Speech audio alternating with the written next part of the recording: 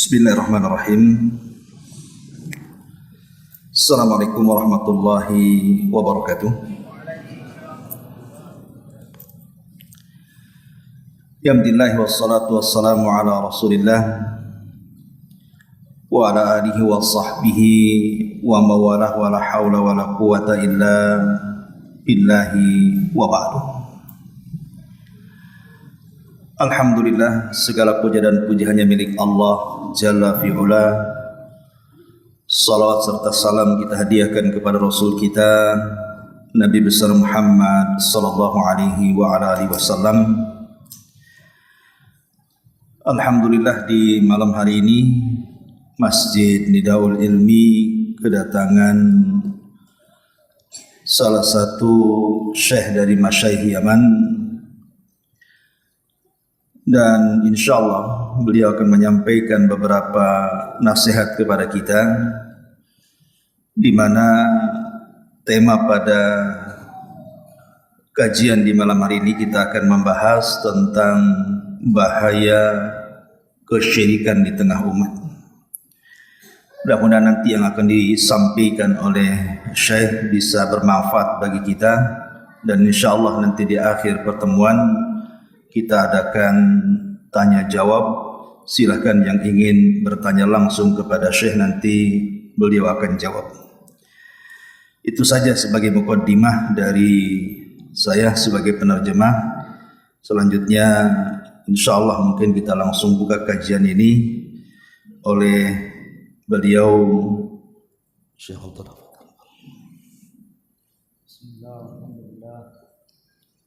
Salatu wassalamu ala Rasulillah wa ala alihi wa sahbihi wa man wala, amma ba'd.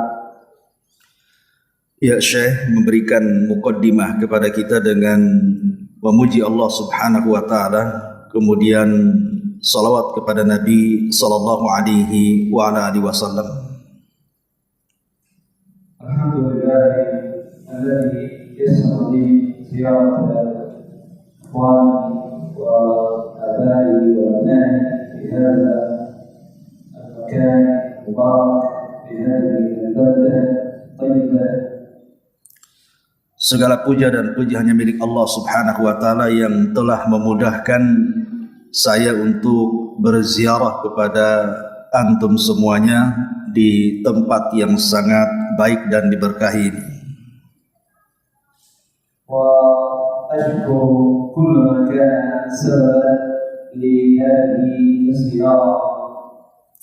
Dan beliau bersyukur dan berterima kasih kepada penyelenggara yang telah memberikan kesempatan beliau untuk menyampaikan kajian di malam hari ini.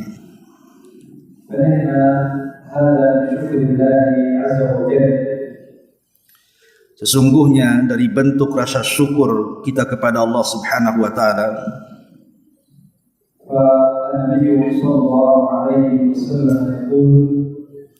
di mana Nabi sallallahu alaihi wasallam bersabda, tidak atau belum dianggap bersyukur kepada Allah Subhanahu wa taala bagi yang tidak bisa bersyukur kepada manusia.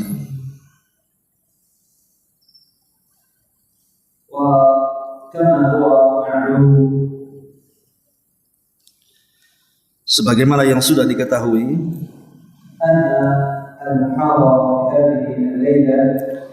bahwa muhadharah atau kajian di malam hari ini bicara tentang syirik dan bahaya kesyirikan.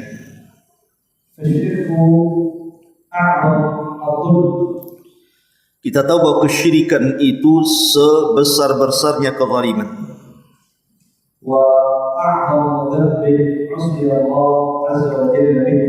Bahkan seberat-beratnya dosa di mana Allah Subhanahu wa taala dimaksiati dengannya.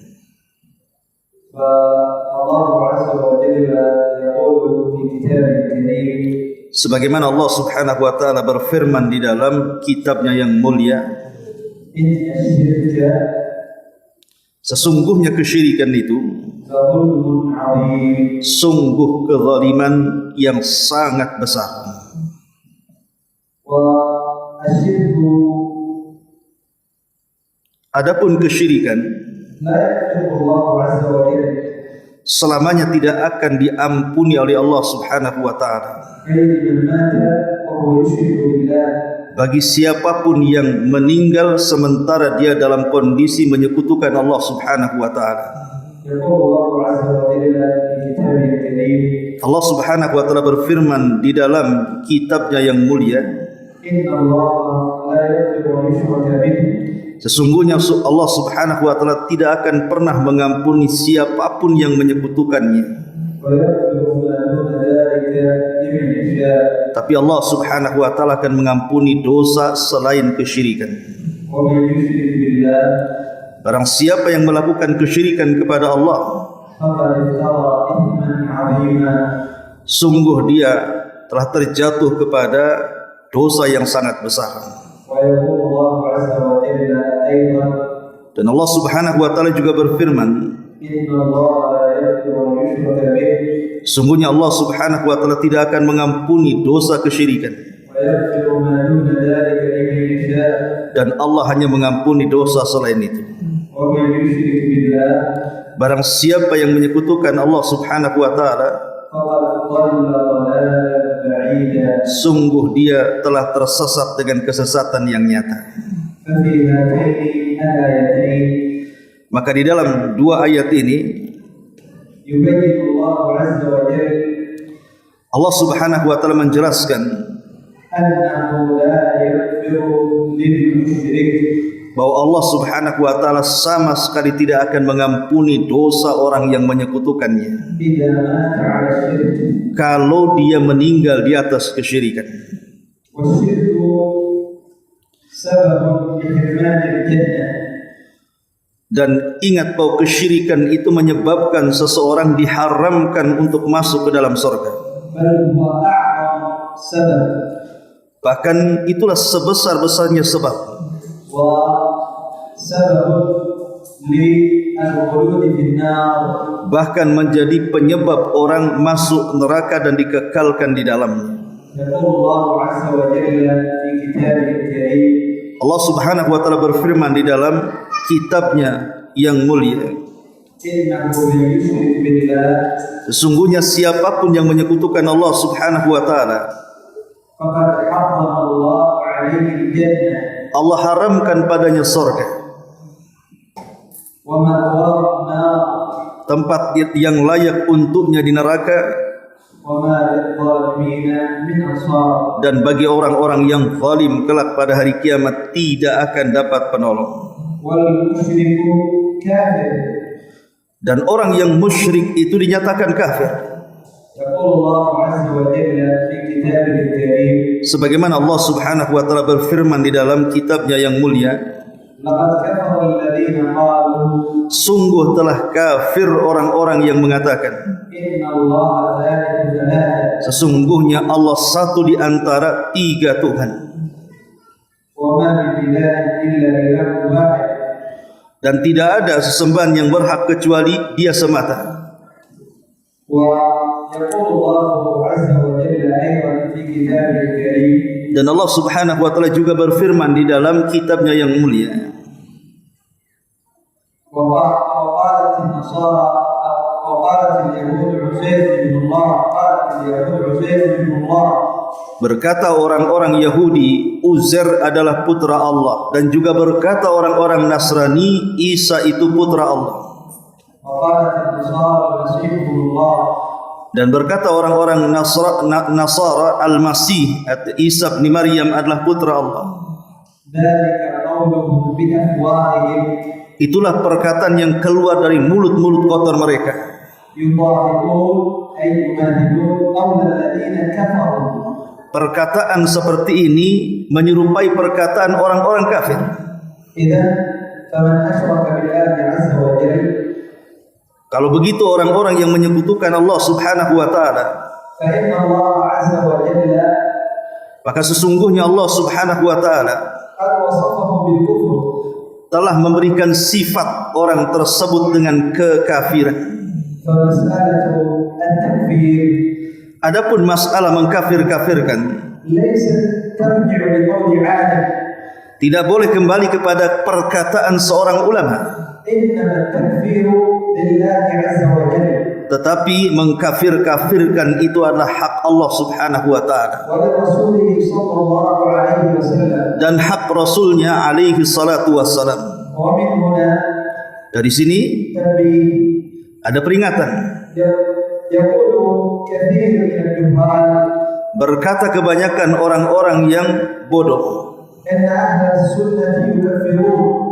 sesungguhnya ahli sunnah mereka suka mengkafir-kafirkan. فالجواب Maka kita jawab, حاشا وكلا، demi Allah tidak pernah ahli sunnah seperti itu. لا يجوز لأهل السنة أن يكفروا أحدا، Bahkan tidak boleh orang-orang yang menisbatkan kepada ahli sunnah mengkafirkan siapapun ولا أن يبدعوه، ataupun menganggap bid'ah siapapun. إنما هم فقط ينقلون Mereka hanya menukilkan saja ما قاله الله وما قاله رسوله. apa yang sudah difirmankan Allah Subhanahu wa taala dan yang disabdakan Rasulullah sallallahu alaihi wasallam. فالله عز وجل يقول في المشرك Dan Allah Subhanahu wa taala sudah bicara terhadap orang-orang musyrik. لقد كفر الذين قالوا إن الله ثالث ثلاثة. Sungguh telah kafir orang yang mengatakan Allah itu satu di antara tiga Tuhan. إذن فمن الذي كفر المشرك؟ Dari sini kita tahu siapa yang mengkafirkan orang-orang musyrik. الله عز وجل. Allah langsung yang mengkafirkannya. فالشرك أعظم الظلم، Dan kesyirikan itu sebesar-besarnya kezaliman. والشرك أنواع كثيرة. الشرك أنواع كثيرة Dan kesyirikan itu macamnya banyak sekali. مثل إرادة الإنسان بعمله الدنيا، يريد بعمله الدنيا. Seperti seseorang ketika beramal hanya menghendaki semata-mata dunia saja. فالله عز وجل يقول في كتابه الكريم: Dan Allah Subhanahu wa taala berfirman di dalam kitabnya yang mulia, من كان يريد الحياة الدنيا وزينتها siapapun yang menghendaki kehidupan dunia dan perhiasannya, نوفي إليه أعمالهم فيها kami akan cukupkan amal-amal baginya وهم فيها لا ينقصون. dan mereka tidak akan pernah dirugikan di dalamnya. ومن أنواع الشرك الرياء، Termasuk juga macam dari kesyirikan adalah seseorang berlaku riya. بل هو الشرك الخفي، Bahkan riya bagian daripada kesyirikan yang terselubung dan tersembunyi. وهو أخوف ما خافه النبي صلى الله عليه وسلم Dan jenis kesyirikan ini adalah kesyirikan yang paling dikhawatirkan Nabi sallallahu alaihi wasallam, على الصحابة وعلى الأمة جميعا. menimpa kepada para sahabat bahkan kepada seluruh umat secara umum. قال النبي صلى الله عليه وسلم: Bersabda Nabi sallallahu alaihi wasallam, أخوف ما أخاف عليكم sesuatu yang paling aku takutkan dan yang paling aku khawatirkan menimpa kalian, الشرك الخفي. kesyirikan yang terselubung. فسئل عنه Maka Rasul ditanya, فقال الرياء. yang dimaksud kesyirikan yang tersembunyi atau terselubung itu adalah riya. يقول الرجل Seseorang terkadang berdiri salat. مثل النبي صلى الله عليه وسلم للرياء. Di sini Nabi SAW hendak mempermisalkan contoh riya. قال يقول الرجل فيزين صلاته. Ada seseorang berdiri untuk salat, dia pun berusaha menghias-hias salatnya. أي يحسن صلاته Maksudnya memperbagus salatnya. لما يرى من نظر الرجل. Hanya karena ingin supaya pandangan manusia tertuju kepadanya. فهذا هو الرياء. Itulah yang dimaksud dengan riya. والشرك محبط للأعمال. Dan ingat, kesyirikan itu bisa menghancurkan amal, أي يحبط جميع الأعمال bahkan menghancurkan seluruh amalannya. فلا يقبل معه عمل. Bahkan Allah tidak menerima satu amal pun. ولو كان المشرك مصلي Walaupun orang yang menyekutukan Allah itu dia melaksanakan salat, صائم dia melaksanakan puasa, قائم bahkan dia salat malam, ذاكر لله عز وجل bahkan dia ahli zikir kepada Allah Subhanahu wa taala sekalipun. يدعي محبة النبي صلى الله عليه وسلم Bahkan terkadang dia mengaku cinta sekali dengan Nabi sallallahu alaihi wasallam. فكل هذا العمل Maka semua amal-amal ini يحبط semuanya dihancurkan dengan kesyirikan, ولا ينتفع به. bahkan tidak akan pernah terangkat ke langit. الله عز وجل يقول في كتابه الكريم Sebagaimana Allah Subhanahu wa taala berfirman di dalam kitabnya yang mulia, مخاطبا نبيه محمد صلى الله عليه وسلم langsung mengajak bicara nabinya, وهو خطاب للأمة جمعا dan itu juga masuk kepada umat Muhammad sallallahu alaihi wasallam. ولقد أوحي إليك Dan telah diwahyukan kepada wahai Muhammad وإلى الذين من قبلك dan kepada orang sebelum engkau wahai Muhammad, لئن أشركت kalau engkau melakukan kesyirikan, ماذا يكون الجزاء؟ apa balasannya? ليحبطن عمله. Sungguh amalmu akan hancur lebur. للنبي خطاب للنبي صلى الله عليه وسلم Ini kalau terjadi kepada Nabi sallallahu alaihi wasallam, الذي هو أفضل خلق الله عز وجل padahal dia seafdal-afdalnya makhluk yang Allah ciptakan. ولتكونن من الخاسرين Dan engkau hai Muhammad termasuk orang yang rugi. لأن العمل إذا حدث صار العمل خاسرا. Karena amal itu kalau seandainya tidak berpahala, maka jadilah dia orang yang merugi. فلا ينتفع العبد إلا بعمله الصالح. Karena seseorang tidak mungkin diterima amalnya kecuali amalan itu adalah amal saleh. هذا الذي ينفع العبد Inilah yang menjadikan manfaat bagi seorang hamba. فيكون سببا لفوزه في الدنيا والآخرة. Boleh jadi dengan amal yang saleh itu penyebab keberhasilan dia di dunia dan juga di akhirat. إذا فالشرك يبطل العمل. Kalau begitu kita tahu bahwa kesyirikan ini bisa membatalkan amalan. والله عز وجل يقول أيضا في كتابه الكريم Di mana Allah Subhanahu wa taala juga berfirman di dalam kitabnya yang mulia, بعدما ذكر جملة من الأنبياء والرسل setelah Allah Subhanahu wa taala menyebutkan tentang kisah para nabi dan rasul, قال عنهم Allah berfirman soal mereka setelahnya, ولو أشركوا seandainya mereka para nabi dan rasul melakukan kesyirikan, أي هؤلاء صفة الخلق maksudnya mereka manusia pilihan itu, لحبط عنهم ما كانوا يعملون. sungguh akan gugur seluruh amal yang telah mereka kerjakan.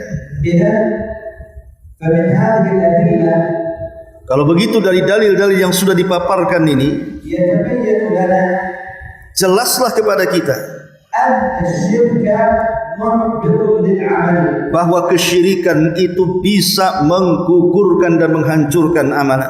فمهما عمل العبد أعمالا Sehebat apapun seorang hamba beramal, وهو مشرك بالله dalam kondisi dia menyekutukan kepada Allah Subhanahu wa taala, لا ينفع ذلك العمل tidak akan manfaat amal itu.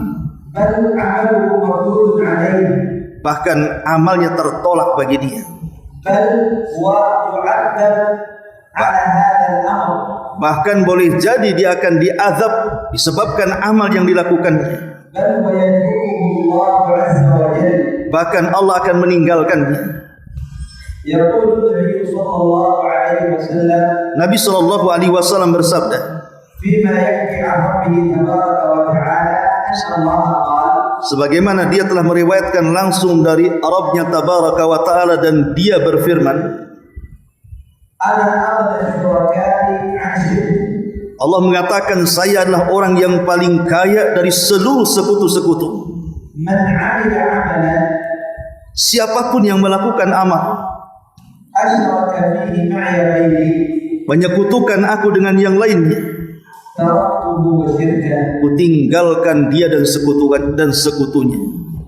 إذا الله عز وجل يترك المشرك مع جميع أعماله. Dari sini kita tahu Allah Subhanahu wa taala meninggalkan orang yang berlaku kesyirikan dan seluruh amalan. بل إن الشرك سبب لذهاب الأعمال وجعلها هباء منثورا. Bahkan boleh jadi akibat kesyirikan itu amal akan menjadi debu yang berhamburan dan tidak tersisa. يقول الله عز وجل في كتابه الكريم Allah Subhanahu wa taala berfirman di dalam kitabnya yang mulia, وقدمنا إلى ما عملوا من عمل. kami akan hadapkan pahala apa yang sudah mereka lakukan dengan amalannya. أي في يوم القيامة Maksudnya nanti pada hari kiamat, يأتي الله عز وجل إلى هؤلاء المشركين mana Allah Subhanahu wa taala akan mendatangi orang-orang musyrik ومعهم أعمال كثيرة di depan mereka membawa amal yang banyak. من صلاة وصيام وصدقة وغير ذلك. Boleh jadi amalan pahala yang dibawa itu dari pahala salatnya, pahala puasanya, pahala sedekahnya atau yang lainnya. وحج وعمرة. Baik pahala haji atau umrah.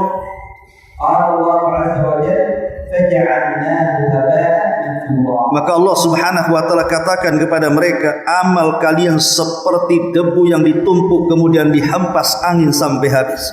وقدمنا إلى ما عملوا من عمل فجعلناه هباء منثورا. Dan kami akan datangkan kepada mereka amalan yang telah mereka amalkan, kemudian kami hancurkan amalan itu bagikan debu yang berterbang atau ditiup angin sampai terhempas habis. هذا يدلنا على خطورة الشرك بالله عز وجل. Ini menunjukkan tentang bahayanya kesyirikan kepada Allah Subhanahu wa taala. بل إن الشرك سبب لحصول المصائب. Boleh jadi kesyirikan ini juga mengakibatkan datangnya banyak musibah وحلول العذاب والنقم في الحياة الدنيا. bahkan turunnya azab dan bencana dalam kehidupan dunia. كما قال الله عز وجل في كتابه الكريم Sebagaimana Allah Subhanahu wa taala berfirman di dalam kitabnya yang mulia في الآية التي مرت معنا dari ayat yang sudah tadi dibaca, لقد كفر الذين قالوا إن الله ثالث ثلاثة. telah kafir orang yang mengatakan bahwa Allah satu di antara tiga Tuhan. وما من إله إلا إله واحد. Tidak ada sembahan yang berhak disembah kecuali hanya Allah Subhanahu wa taala, zat yang Maha Esa. وإن لم ينتهوا عما يقولون. Kalau mereka tidak berhenti dari apa yang mereka ucapkan, أي إن لم ينتهوا عن الشرك maksudnya mereka tidak berhenti dari kesyirikan, لا يمسن الذين كفروا. sungguh orang-orang kafir itu akan ditimpa kepada mereka منهم عذاب أليم. azab yang sangat pedih sekali kepada mereka. ثم دعاهم الله عز وجل Kemudian Allah Subhanahu wa taala menyeru mereka برحمته لهم karena rahmat Allah atas mereka إلى التوبة. agar mereka segera bertobat. فقال أفلا يتوبون إلى الله ويستغفرونه. Allah mengatakan, tidakkah mereka bertobat dan meminta ampun kepada Allah Subhanahu wa taala? والله غفور رحيم. Dan Allah zat yang Maha Pengampun lagi Maha Penyayang.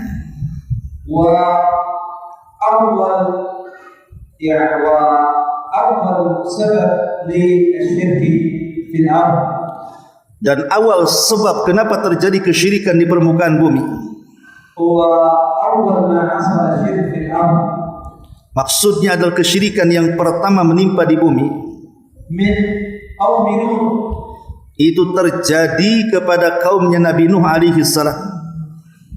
فسبب كما ذكر ابن عباس رضي الله عنه وارضاه.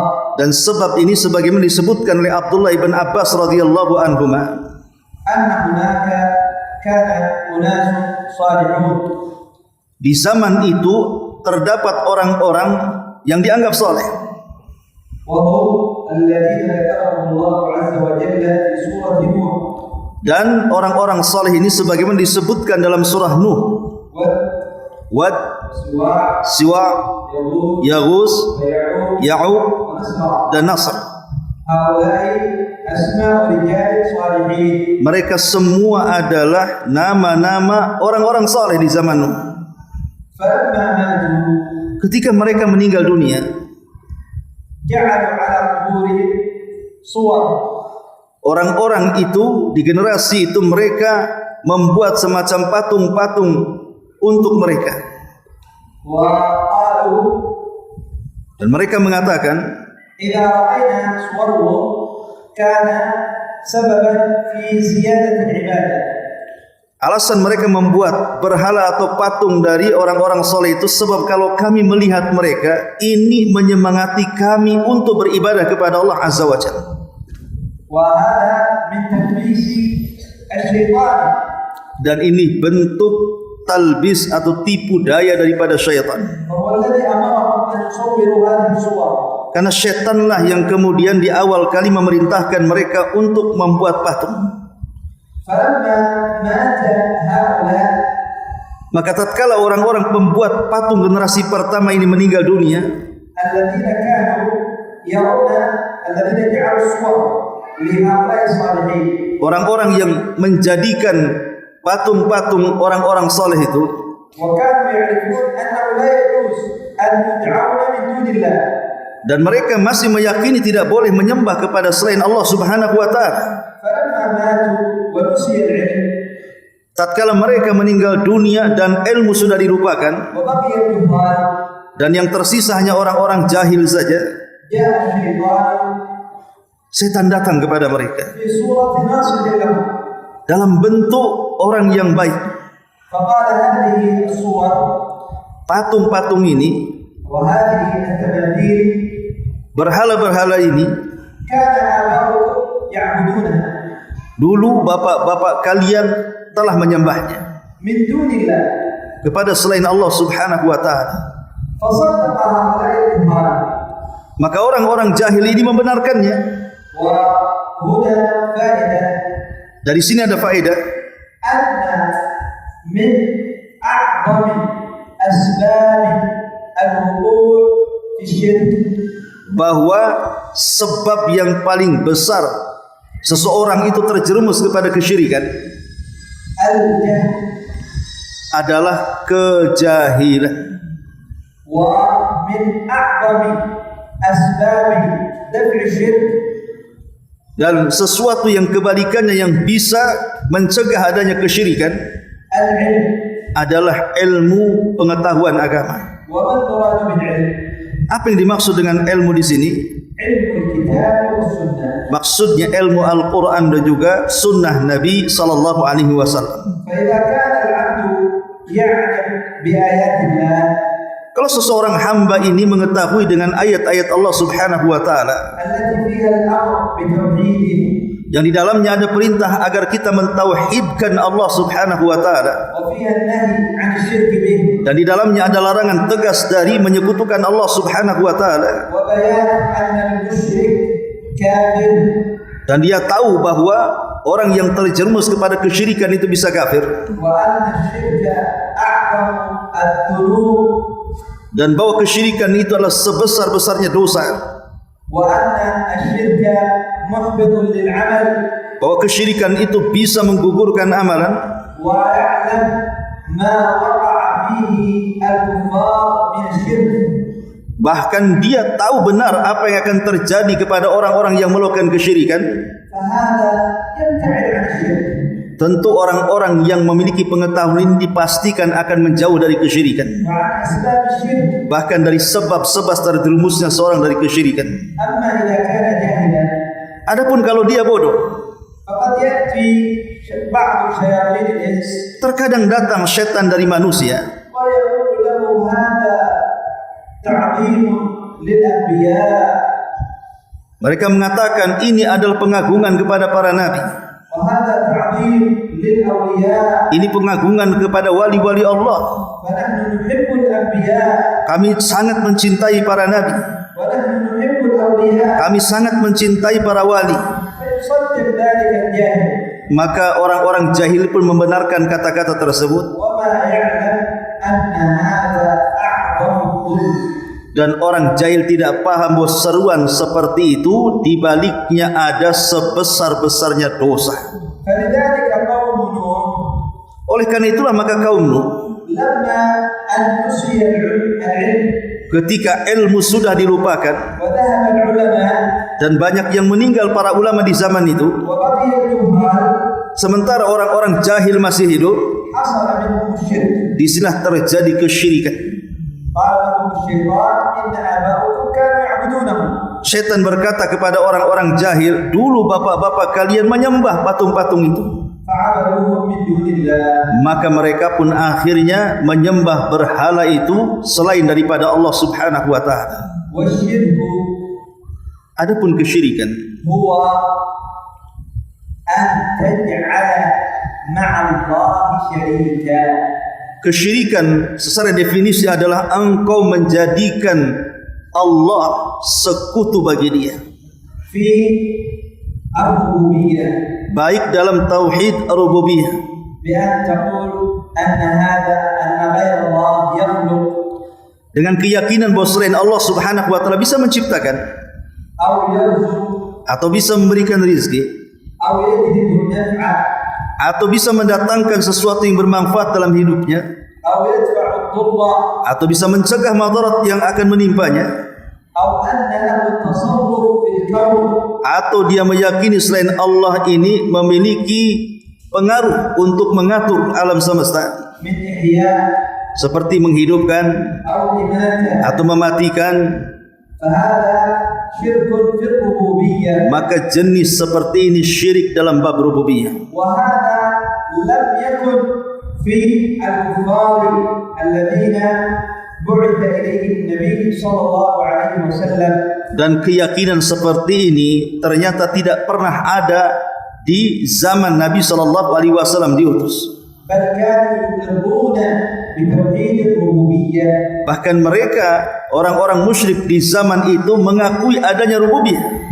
فالله عز وجل يقول في كتابه الكريم Allah Subhanahu wa taala berfirman di dalam kitabnya yang mulia, آمر نبيه محمد صلى الله عليه وسلم memerintahkan nabinya Muhammad sallallahu alaihi wasallam أن يسأل هؤلاء الكفار agar nabi bertanya kepada mereka orang-orang kafir itu, قل من يرزقكم من السماء والأرض. katakan ya Muhammad kepada mereka, siapa yang memberikan rizki kalian dari langit dan dari bumi ini?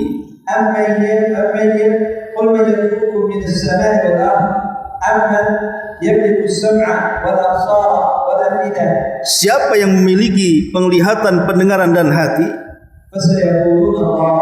Pasti orang-orang musyrik itu akan mengatakan semua adalah milik Allah Subhanahu wa taala. وغير ذلك من الآيات في كتاب الله. Dan banyak lagi ayat-ayat yang semisal yang disebutkan ini.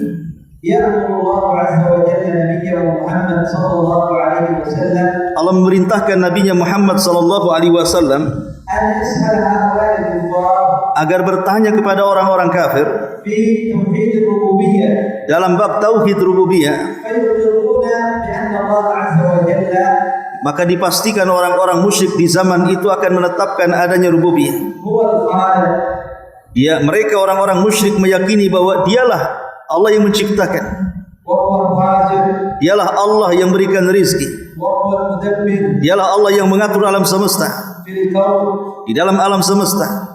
فبعد ذلك يلزمهم الله عز وجل Maka setelah itu Allah Subhanahu wa taala kemudian mengharuskan mereka بأن يقروا بتوحيد الربوبية agar mereka setelah mentauhidkan rububiyah, maka mereka harus mentauhidkan dalam bab uluhiyah. فإذا اعترفتم بأن الله هو الخالق والرازق. Kalau kalian mengakui bahwa Allah zat yang maha memberikan rizki, فيجب عليكم أن تصرفوا العبادة له وحده لا شريك له. maka sudah seyogyanya kalian tidak boleh untuk memalingkan ibadah kecuali hanya kepadanya. إذا توحيد الربوبية وكذلك شرك، يعني شرك في الربوبية وشرك في الألوهية.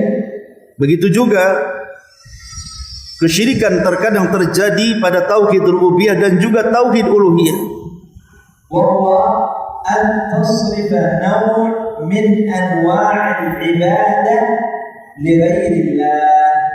Dipermisalkan kesyirikan dalam tauhid uluhiyah adalah engkau memalingkan satu macam dari macam-macam ibadah kepada selain Allah Subhanahu wa taala. من دعاء Baik dalam berdoa أو توكل atau bertawakal أو رغبة ataupun perasaan cinta أو رهبة atau perasaan takut أو خوف ataupun perasaan takut أو ذبح ataupun penyembelihan أو نذر ataupun nazar أو غير ذلك من أنواع العبادة atau yang lainnya dari jenis-jenis ibadah. فتصرفها لغير الله Kalau engkau memalingkannya kepada selain Allah Subhanahu wa taala, فهذا شرك. maka ini sebuah kesyirikan. الله عز وجل يقول في كتابه الكريم Padahal Allah Subhanahu wa taala berfirman di dalam Al-Qur'anul Karim, وأن المساجد لله sesungguhnya masjid-masjid ini milik Allah, فلا تدعوا مع الله أحدا. maka janganlah kalian berdoa kepada selain Allah siapapun. لا ملك مقرب Tidak. ولا مرسل. Tidak kepada para malaikat yang dekat dengan Allah, tidak pula kepada para nabi yang diutus kepada manusia.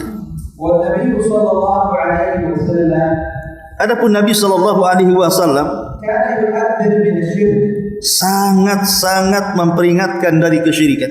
حتى آخر حياته. Bahkan di akhir hayatnya قال النبي صلى الله عليه وسلم bersabda Nabi sallallahu alaihi wasallam, اللهم لا تجعل قبري وثنا يعبد. ya Allah, jangan kau jadikan kuburan sepeninggalku patung yang akan disembah manusia. فالنبي صلى الله عليه وسلم Adapun Nabi sallallahu alaihi wasallam ينهى أمته sangat mencegah umatnya عن اتخاذ قبره وثنا. jangan sampai mengambil kuburannya dijadikan berhala. فما بال أناس Maka lebih-lebih manusia-manusia لم يسمعوا حديث النبي صلى الله عليه وسلم yang tidak mendengar hadis Nabi sallallahu alaihi wasallam, ولم يعملوا بحديث النبي صلى الله عليه وسلم. bahkan tidak mengamalkan hadis-hadis Nabi sallallahu alaihi wasallam. وهذا كما تقدم معنا Dan ini sebagaimana yang sudah kita jelaskan di awal, سببه الجهل sebabnya satu adalah kejahilan, وسببه دعاء يعني وسببه شياطين الإنس atau sebabnya adalah setan-setan dari kalangan manusia ودعاة الضلال dan para dai-dai penyeru kesesatan الذين أخبر النبي صلى الله عليه وسلم عنهم. yang jauh-jauh hari Nabi SAW sudah menghabarkan tentang mereka. قال كما جاء عن النبي صلى الله عليه وسلم Sebagaimana telah datang dari hadis Nabi SAW, أنه خط خطا مستقيما Nabi SAW pernah menggaris satu garisan memanjang. فقال هذا صراط الله المستقيم. Kemudian Nabi SAW setelah menggaris, inilah jalan Allah yang lurus. وخط عن يمينه الخط وعن يساره خطوطا. Kemudian Rasulullah SAW menggaris juga. Setelah beliau menggaris yang pertama, beliau garis mengarah ke kiri dan ke kanan. وقال على كل طريق على كل خط أي طريق شيطان يدعو إليها. Setiap jalan yang digariskan Nabi SAW yang ke kiri ke kanan itu, di situ ada setan yang bertengger menyeru manusia kepada kesesatan. فمن أجابهم إلى هذا الطريق Maka siapapun yang kemudian menginginkan ataupun mengabulkan jalan tersebut, وهذه الطرق التي بجانبتي الصراط عن يمين الصراط وعن يساره di mana maksudnya jalan ini adalah bukan jalan yang lurus, tapi jalan yang bengkok ke kiri ke kanan, توصل إلى النار والعياذ بالله. bisa mengantarkan kita ke dalam neraka dan kita berlindung kepada Allah. قال فمن أجابهم قذفوه فيها أي في النار والعياذ بالله. Karena Nabi mengatakan siapapun yang mengijabah jalannya setan-setan ini, maka akan dilempar ke dalam api neraka. أما صراط الله المستقيم Adapun jalan yang digaris secara lurus itu, فهو الموصل إلى الجنة. maka dipastikan akan menyampaikan kita ke dalam surga. ثم قال النبي صلى الله عليه وسلم Kemudian Nabi SAW bersabda, قرأ النبي صلى الله عليه وسلم قوله تعالى atau Nabi SAW membaca firman Allah Subhanahu wa taala, وأن هذا صراطي مستقيما فاتبعوه. inilah jalan Allah yang lurus, ikuti jalan itu. ولا تتبعوا السبل Janganlah kalian mengikuti jalan-jalan selain itu, فتفرق بكم عن سبيله. maka akan memecah belahkan kalian dari jalan Allah Subhanahu wa taala. ذلكم وصاكم به Itulah yang Allah wasiatkan kepada kalian dengannya, لعلكم تتقون. agar kalian bertakwa kepada Allah Subhanahu wa taala. إذا نعود إلى أول شرك حصل في الأرض. Kalau kita kembali kepada kesyirikan yang pertama kali terjadi di bumi, حصل من قوم نوح. terjadi pada zaman kaumnya Nuh alaihi salam. وأعظم سبب Dan sebesar-besarnya sebab أنهم عظموا الصالحين mereka mengagungkan orang-orang saleh. فرفعوهم فوق منزلتهم. Terkadang mereka mengangkat orang saleh itu di atas kedudukannya. وكذلك من الأسباب Begitu juga dari sebab-sebab itu, أنهم صوروا لهم صور mereka membentuk gambar-gambar atau patung-patung. وجعلوا لهم تماثيل. Mereka jadikan berhala-berhala. ومن أعظم أيضا الأسباب Dan dari yang paling besar sebab terjadi kesyirikan juga الجهل adalah kejahilan بالتوحيد. dengan tauhid. وكذلك الجهل بالشرك. Begitu juga dia tidak tahu apa itu syirik.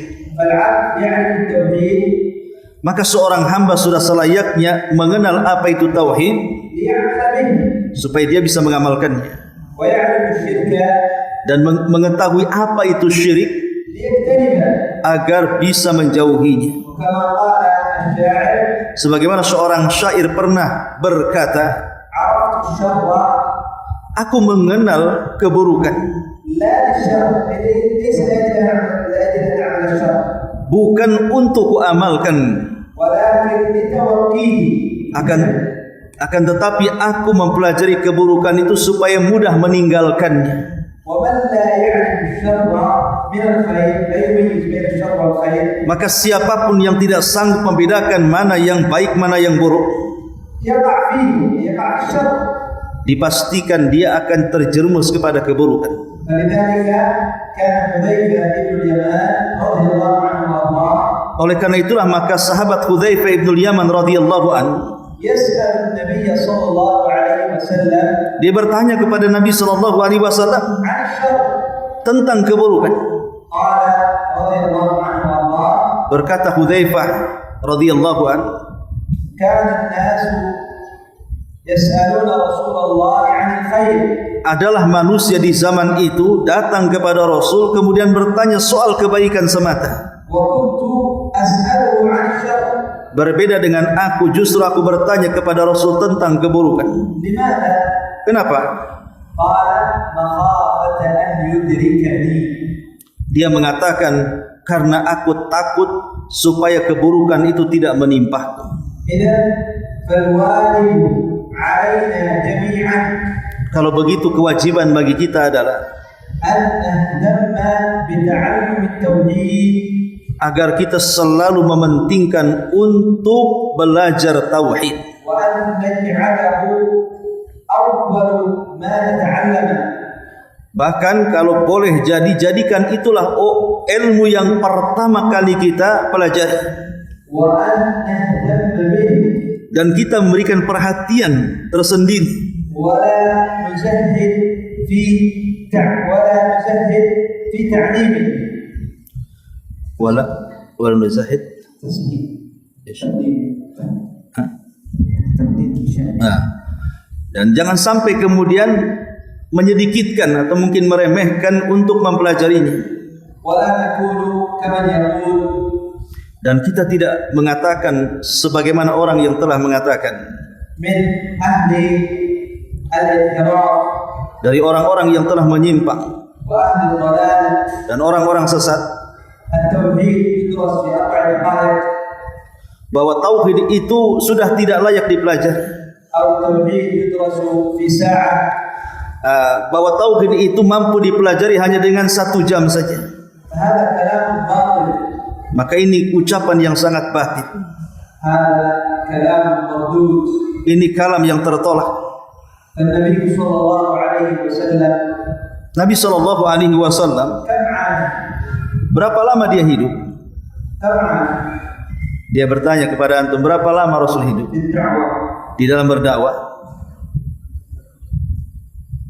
Berapa lama Rasul hidup di dalam berdakwah? 23 23 sana, سنة. 23 tahun. مكث في مكة 10 سنوات. Beliau tinggal di Mekah itu 13 tahun. 10 سنوات 10 tahun. خالصة يدعو إلى التوحيد فقط. Tidak ada yang diserukan selama 10 tahun itu kecuali tauhid saja. قولوا لا إله إلا الله تفلحوا. Katakan oleh kalian tidak ada sembahan yang berhak disembah kecuali Allah, maka kalian akan sukses. فيأتي هذا الجاهل Tiba-tiba ada orang yang tidak tahu menahu, وهذا الضال atau orang yang sesat ini فيقول التوحيد يدرس في ساعة. malah mengatakan, tauhid ini bisa dipelajari cukup 1 jam saja. بمعنى هذا الكلام Atau secara أنه أعلم من رسول الله صلى الله عليه وسلم. singkat, orang ini seolah-olah mengatakan dia lebih paham dengan Nabi sallallahu alaihi wasallam. سيقول لا Pasti mereka akan mengatakan tidak. أنا لا أقول هذا الكلام. Aku tidak mengatakan seperti itu. أي أنه أعلم من رسول الله صلى الله عليه وسلم. Bahwa dia lebih tahu dibandingkan Nabi sallallahu alaihi wasallam. فيقال له Maka kita katakan kepada dia, إذا ماذا تقول في عمل النبي صلى الله عليه وسلم؟ lalu bagaimana pendapatmu tentang amalan Nabi sallallahu alaihi wasallam? 10 سنوات يدعو إلى التوحيد فقط. 10 tahun Nabi sallallahu alaihi wasallam hanya menyeru umatnya untuk bertauhid saja. ولم يكتفي بذلك. Tidak cukup sampai di situ. بل استمر في الدعوة بعد أن فرضت عليه الفرائض في الدعوة إلى التوحيد. Bahkan Nabi sallallahu alaihi wasallam setelah diwajibkan banyak kewajiban, terus Rasul mendakwahkan manusia ke dalam tauhid. والنهي عن الشرك Bahkan melarang manusia dari kesyirikan. حتى في آخر حياته Bahkan di akhir hayatnya sekalipun. في سكرات الموت Bahkan di tengah-tengah beliau dekat nazaknya saat kematian. ينهى عن أسباب الشرك. Beliau melarang terjadinya sebab-sebab kesyirikan. لعنة الله على اليهود والنصارى Semoga Allah melaknat orang-orang Yahudi dan Nasrani, kata Nabi. اتخذوا قبور أنبيائهم مساجد. Mereka telah mengambil kuburan-kuburan para nabi dijadikan tempat-tempat sujud. قالت عائشة يحذر ما صنع. Maka Nabi sallallahu alaihi wasallam berusaha untuk memperingatkan apa yang mereka lakukan. وقد حصل من بعض الجهال أو من كثير من الجهال Bahkan telah terjadi kepada sebagian orang-orang jahil ما حذر منه النبي صلى الله عليه وسلم. apa yang dikhawatirkan Nabi sallallahu alaihi wasallam. فجعلوا يعظمون القبور. Di mana hari ini kita lihat orang-orang jahil banyak yang mengagungkan kuburan-kuburan. وقد يأتون بشبهة Terkadang sebagian mereka datang dengan syubhat. فيقولون Mereka mengatakan, نحن ما نعبد هؤلاء loh, kami datang ke kuburan itu bukan dalam rangka menyembah. ولا ندعوهم من دون الله Kami tidak berdoa kepada selain Allah. وإنما هؤلاء أناس صالحين. Mereka hanya orang-orang saleh yang dikubur. وهؤلاء أناس لهم منزلة عند الله عز وجل. Orang-orang yang dikubur itu punya kedudukan di sisi Allah Subhanahu wa taala. إذا فماذا تفعل أنت؟ Kalau begitu, apa yang kalian lakukan? يقول أنا أدعو هؤلاء الصالحين كي يقربوني إلى الله.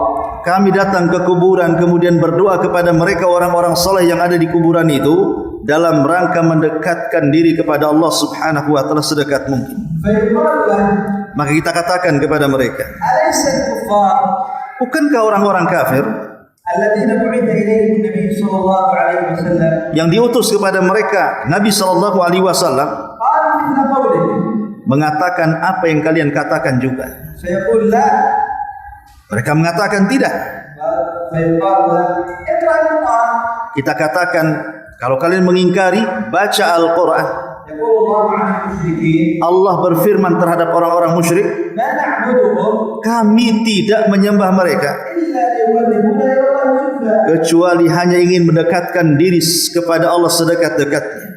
فهم عبدوا هؤلاء لأنهم أناس صالحين Maka orang-orang musyrik di zaman Nabi menyembah mereka orang-orang yang sudah mati itu karena mereka orang-orang soleh. والنبي صلى الله عليه وسلم Dan Nabi SAW إذا كان هذا العمل جائز kalau memang amalan itu dibolehkan, أن تجعل بينك وبين الله وصائر di mana engkau menjadikan para penghuni kuburan itu sebagai wasilah kita dengan Allah, لأمر بدعوته عليه الصلاة والسلام dipastikan Nabi akan memerintahkannya dalam dakwah-dakwahnya. والنبي صلى الله عليه وسلم نهى أن يدعى من دون الله. Justru sebaliknya Nabi SAW melarang seseorang itu menyembah kepada selain Allah. اللهم لا تجعل قبري وثنا يعبد. Ya Allah, jangan kau jadikan kuburan sepeninggalku berhala yang disembah. اشتد غضب الله Allah akan benar-benar menambah kemurkaannya على قوم terhadap kaum ماذا عبدوا غير الله kepada kaum yang mereka menyembah selain Allah بدون حجة وبدون يعني أن يقربوهم إلى الله tanpa ada hujah dengan keyakinan mereka bisa mendekatkan diri kepada Allah. قال اتخذوا قبور أنبيائهم مساجد. Padahal di dalam Al-Quran sudah jelas mereka menyembah kepada mereka mengambil kuburan-kuburan para nabi sebagai sesembahan mereka ataupun masjid-masjid mereka. فهؤلاء عبدوا الأنبياء Maka mereka menyembah para nabi ليقربوهم إلى الله زلفى. supaya para nabi bisa mendekatkan mereka kepada Allah sedekat-dekatnya. إذا فإذا دعوت الولي Kalau begitu, seandainya engkau berdoa kepada wali أو النبي atau kepada nabi yang sudah mati, فقد شابهت من قاتلهم النبي صلى الله عليه وسلم. perbuatan kalian apa bedanya dengan apa yang dilakukan oleh orang-orang musyrik di zaman Nabi? فسيقول لا نحن لسنا مثل الكفار Mereka mengatakan tidak mungkin kami akan melakukan seperti orang-orang kafir. وأنتم تكفروننا. Kalau begitu engkau mengkafirkan kami. والجواب عليه Kita jawab ucapan mereka, اقرأ القرآن bacalah Al-Quran. ولا تنظر إلى كلام من تقول عليهم أنهم يكفرونك. Jangan pernah melirik kepada mereka bahwa seolah-olah kita suka mengkafir-kafirkan. تفكر في القرآن وتدبر آيات القرآن Kembalilah kepada Al-Quran, coba renungkan Al-Quran itu sebaik-baiknya. وستعرف أنك على باطل. Engkau akan paham bahwa engkau berada di atas kebatilan. لا يحتاج إلى جدال Tak perlu ada debat di sini. ولا إلى مناقشة Tidak perlu ada perselisihan di sini. وإنما فقط يحتاج هذا الرجل إلى أن يعلم القرآن.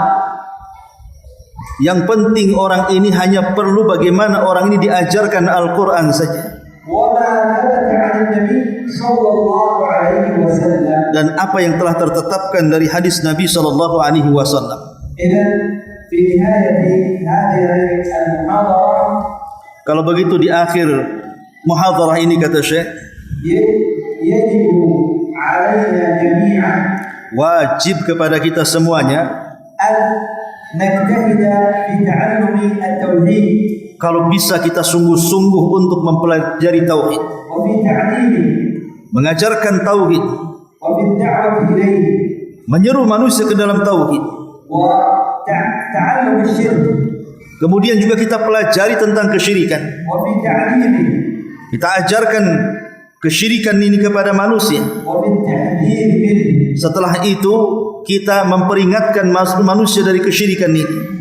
فما يعني أصابه من مصيبة وما نزل من عذاب Karena tidaklah sebuah musibah turun atau tidaklah sebuah musibah menimpa إلا وأعظم سبب له الشرك بالله عز وجل. kecuali sebab musibah itu yang paling besar karena kita berlaku syirik kepada Allah Subhanahu wa taala. الله عز وجل يقول Allah Subhanahu wa taala berfirman, ظهر الفساد في البر والبحر telah tampak kerusakan di langit dan di bumi بما كسبت أيدي الناس itu karena ulah tangan-tangan manusia.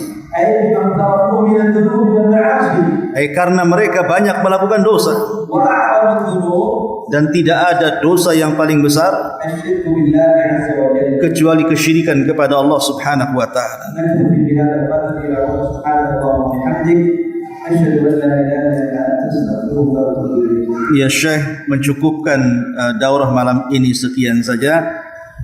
Kembali kepada moderator. Tadi saya sudah katakan di mukaddimah, ada di akhir kajian kita adakan tanya jawab,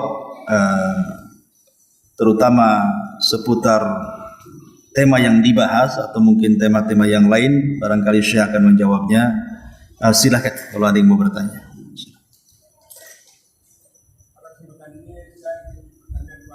Iya. Yang pertama tentang ruqyah. Ruqyah. Bagaimana seseorang ruqyah menetapkan diri ketika terjadi dialog itu. Kadang-kadang menyebut kufur. Apakah ini termasuk jika itu mengatur jin? Bukan jika mengatur itu urusan Allah semata. Tolong dijelaskan. Kemudian saya bertanya kedua, bagaimana penafsiran ayat surat tanda Arab ayat 189 dan 120 tentang kisah yang diadab. Kita kurang paham tentang itu. Dhamirnya apakah yang diadab atau ada keburukan.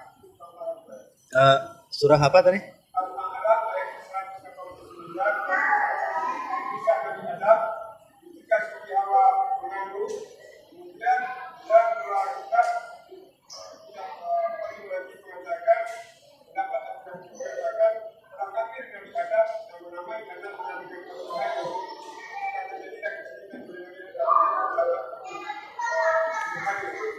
Jadi saya kira apakah ini tabir yang Allah mengatakan itu kepada Nabi Adam atau jadi ini saya mengucapkan dengan Nabi Satu-satu aja ya. Satu-satu dulu. ويقول مثلا أنت تركي رقية قد نحاور مع الجن أخرج هل يجوز يعني حوار مع الجن؟ جواب مسجل. نعم يعني الرقية شرعية لا بأس بالرقى لا بأس بالرقى ما لم تكن شركا لا بأس بالرقى ما لم تكن شركا. Iya, beliau mengatakan pertama masalah ruqyah itu, ruqyah dibolehkan. Kata Nabi SAW, tidak mengapa seseorang itu melakukan ruqyah selama tidak ada kesyirikan. فالرقى من القرآن معروف نفعها سورة الفاتحة والمعوذات وغير ذلك من الآيات بل القرآن كله يعني رقية. Dan ruqyah sesuatu yang ma'ruf dibacakan Al-Quran, terutama ayat-ayat khusus seperti Fatihah, kemudian Qul a'udzu birabbin nas, Qul a'udzu bil falaq. Bahkan sebenarnya semua Quran itu bisa digunakan untuk ruqyah. يعني محاورة الجن هذا يحصل في حال الرقية. Adapun terjadinya hiwar, dialog antara si peruqyah dengan orang yang diruqyah itu tidak mengapa, karena ini juga pernah terjadi di zaman Nabi. اخرج كما يقول القائل اخرج عدو الله من عبد الله. Seperti ucapan orang yang meruqyah, keluar engkau wahai musuh Allah. ولكن ينبه العلماء Akan tetapi ada satu hal yang perlu diketahui, karena ألا يصدق ذلك الشيطان Ketika terjadi dialog itu jangan sekali-kali kita mempercayai. فقد يتكلم الجن Terkadang jin bicara, فيقول أن فلان هو الذي فعل بكم terkadang jin mengatakan bahwa fulan telah melakukan begini, fulan telah melakukan begitu. أو أن سبب دخولي وفلان Atau dia mengatakan kenapa aku masuk ke tubuh ini itu karena ulahnya si fulan. هذا لا يصدق في هذا الباب. Maka kalau dia mengatakan seperti itu jangan pernah dibenarkan. إنما الحوار معه كفر عدو الله وهكذا. أما يخبر عن أشياء هذا يقول العلماء لا يصدق في ذلك، وقد يدخل يعني الشحناء والبغضاء والفرقة بين المسلمين. Sehingga cukuplah bagi kita ini kalaupun mau berdialog cukup mengatakan keluarlah wahai musuh Allah. Kalau dia menghabarkan sesuatu yang mengakibatkan dengan sesuatu ini menjadi sebuah kedengkian, hasad dan yang semacamnya, maka jangan sampai dibenarkan. Cukup maksudnya.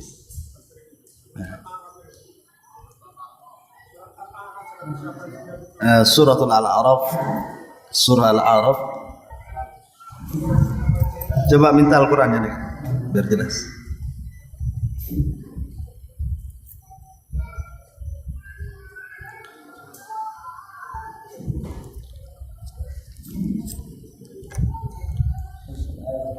Surah Al-A'raf 189 kisah Adam.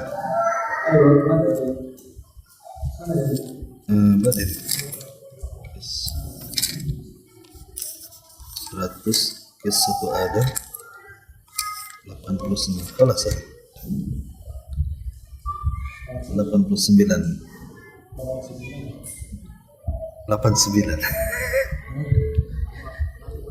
Huwa alladhi khalaqakum min nafsin wahidah wa ja'ala minha zawjaha liyaskuna ilaiha falamma taghashaha hamalat hamlan khafifan famarrat bih falamma athqalat da'aw allaha rabbahuma la in ataitana salihan lanakunanna minasyakirin.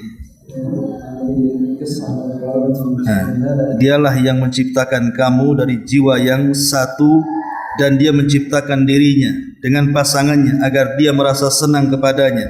Maka setelah dicampurinya, maka istrinya mengandung kandungan yang ringan dan teruslah dia merasa ringan. Kemudian ketika dia merasa berat, keduanya maksudnya suami istri memohon kepada Allah Tuhan mereka, jika engkau memberikan kami anak soleh, tentulah kami akan selalu bersyukur.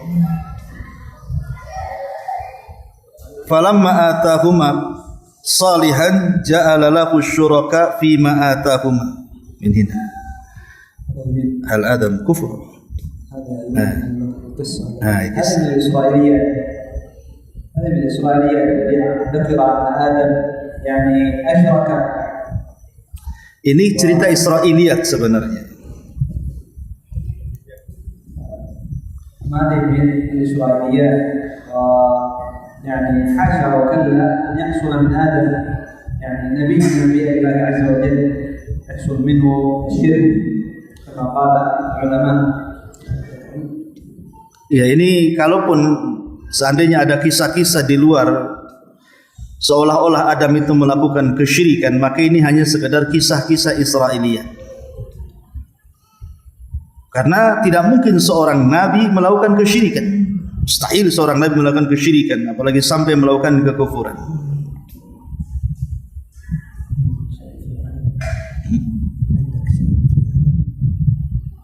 Ana. هذه يعني من الإسرائيليات، ويعني لا ينبغي أن يعني يتهم الأنبياء، ينام الأنبياء يعظم، ويعني لا ينبغي أن يتهموا بمثل هذه التهم الباطلة. Iya, intinya bahwa ada memang sebagian kisah-kisah Israiliyat yang seolah-olah Adam itu melakukan kesyirikan, ya. Padahal tidak demikian. Makanya di ujung ayat Allah mengatakan fata'alallahu amma yusyrikun. Maka maha tinggi Allah dari apa yang mereka telah sekutukan. Ini sebagai bantahan bahwa Adam tidak pernah melakukan kesyirikan. Intinya seperti itu. Memang ini dibahas juga kalau nggak salah di dalam kitab Tauhid tentang riwayat Israiliyat, tapi ada yang melemahkan riwayatnya. Wallahu a'lam.